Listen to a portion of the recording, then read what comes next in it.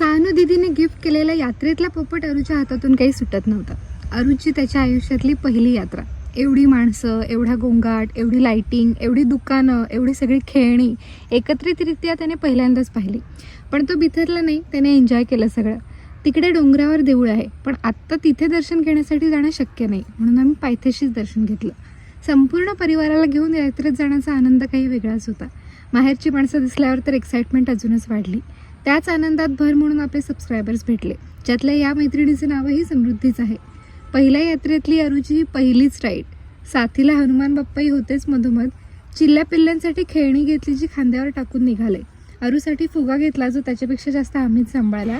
पाठीमागे राहिलेल्या अरूच्या आत्या, काका काकी, दीदी यांची वाट बघत थांबलेलो. तोपर्यंत 2 अजांनी नातवासोबत थोडंसं खेळून घेतलं.